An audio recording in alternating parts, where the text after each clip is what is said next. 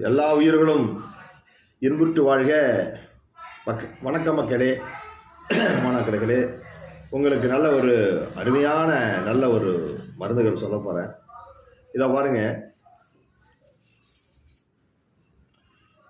ரொம்ப ஒரு அற்புதமான ஒரு செடி இது.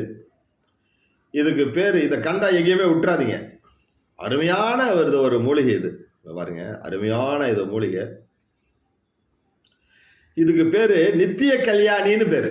இதுக்கு பேரு நித்திய கல்யாணி அப்படின்னு பேரு.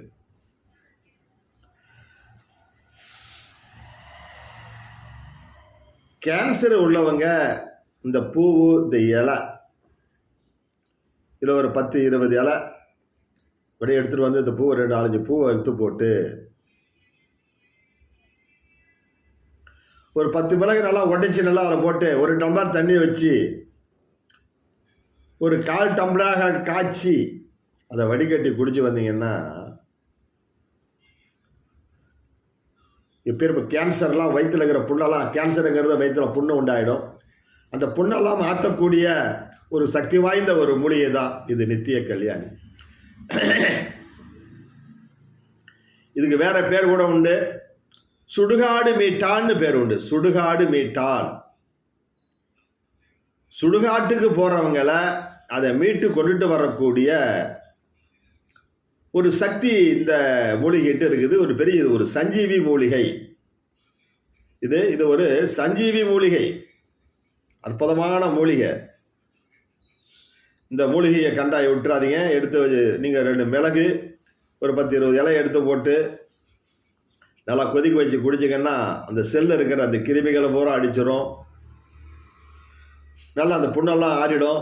கேன்சர் இருந்தாலும் போயிடும் மக்களே. அதோட இல்லை, சர்க்கரை வியாதியை கூட இது சரி பண்ணக்கூடிய அற்புதமான இது ஒரு மூலிகை. இது நல்ல ஒரு மூலிகை, விடாதீங்க. நல்ல ஒரு அற்புதமான இந்த மூலிகை சர்க்கரை நோயும் அழிச்சிடும். இந்த கேன்சர் சம்பந்தப்பட்ட நோய்களையும் இதை அழிச்சிடும். அதனால் இதை கண்டா இதை விடாதீங்க. நல்ல ஒரு, இதுக்கு பேர் நித்திய கல்யாணி. நித்திய கல்யாணின்னு ஏன் இதுக்கு பேர் வந்தது அப்படின்னு கேட்டீங்கன்னா மக்களே, மாணாக்கர்களே, டெய்லி இதுக்கு பூ இருந்துக்கிட்டே இருக்கும். டெய்லி இதில் பூ இருந்துக்கிட்டே இருக்கும். நல்லா பாருங்க.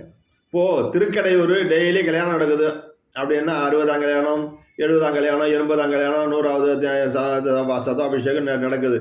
அவங்க எந்த நேரத்தில் பிறக்கிறாங்களோ அந்த நேரத்தில் பண்ணுவாங்க. அதனால் இது டெய்லி பூ இருக்கும்.